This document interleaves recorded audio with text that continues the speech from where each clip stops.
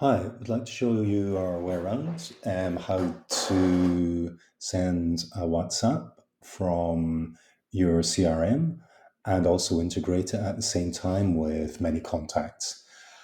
Um, this is a simplified version. We've tried to make it as simple as possible so it will fit into just about any CRM.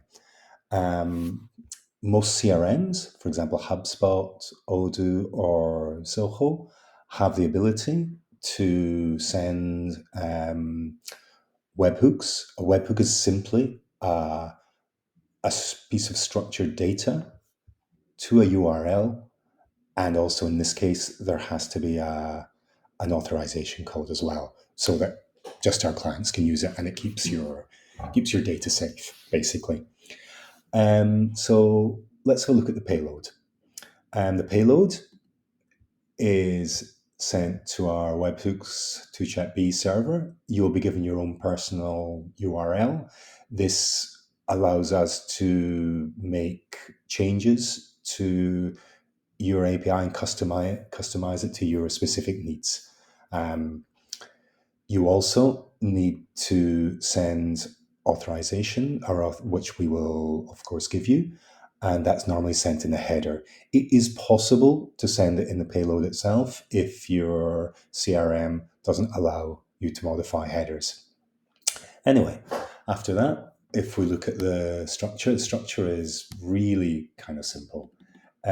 It's who we're sending it to, and this is my number in this example. We have to put they have to put the template, but let's have a look at a template here that we've looked at before. Okay, this is a booking template. So we could simply take this one here, change that. We only have one variable, the params. This would be replaced down here. We would then have to introduce the many contacts API key. If you're using many contacts, we would have to introduce the API key for dialogue 360. We're not using buttons, so we can simply remove this and make it even simpler.